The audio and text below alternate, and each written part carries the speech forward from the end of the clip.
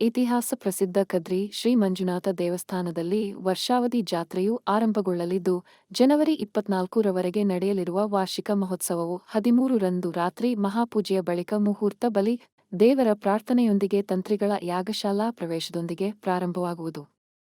ಮಂಗಳವಾರ ಮುಂಜಾನೆ ತೀರ್ಥಸ್ನಾನ ಆರಂಭಗೊಂಡು ಕದ್ರಿ ಶ್ರೀ ಯೋಗೀಶ್ವರ ಮಠಾಧಿಪತಿ ಶ್ರೀ ರಾಜಾ ನಿರ್ಮಲ್ ನಾಥಜಿಯವರಿಂದ ತೀರ್ಥಸ್ನಾನ ನೆರವೇರುವುದು.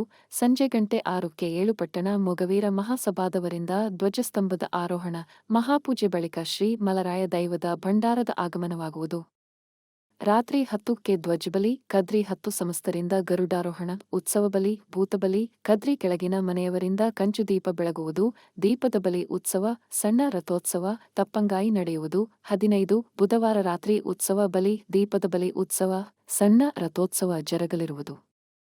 16 ಗುರುವಾರ ಸಂಜೆ ಬಿಕರ್ನಕಟ್ಟೆ ಸವಾರಿ ಬಲಿ, 17 ಶುಕ್ರವಾರ ಮಲ್ಲಿಕಟ್ಟೆ ಸವಾರಿ ಬಲಿ, 18 ಶನಿವಾರ ಮುಂಡಾಣಕಟ್ಟೆ ಸವಾರಿ ಬಲಿ, 19 ರವಿವಾರ ಕೊಂಚಾಡಿ ಸವಾರಿ ಬಲಿ, ಅಲ್ಲದೆ 20 ಸೋಮವಾರ 7ನೇ ದೀಪೋತ್ಸವ.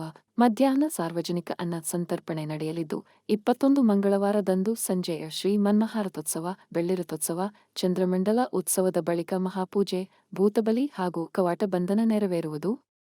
22 ಬುಧವಾರ ಕವಾಟೋದ್ಘಾಟನೆ, ತುಲಾಭಾರ ಸೇವೆಗಳು ನಡೆಯಲಿದ್ದು, ರಾತ್ರಿ ಚಂದ್ರಮಂಡಲ ಉತ್ಸವ ಬಳಿಕ ಕದ್ರಿ 10 ಸಮಸ್ತರಿಂದ ಧ್ವಜಾವರೋಹಣಗೊಳ್ಳುವುದು. 24 ಶುಕ್ರವಾರ ಶ್ರೀ ಮಲರಾಯ ಹಾಗೂ ಪರಿವಾರ ದೈವಗಳ ನೇಮದೊಂದಿಗೆ ವರ್ಷಾವಧಿ ಜಾತ್ರೆ ಸಂಪನ್ನಗೊಳ್ಳಲಿದೆ ಎಂದು ದೇವಾಲಯದ ಆಡಳಿತ ಮಂಡಳಿ ತಿಳಿಸಿದೆ.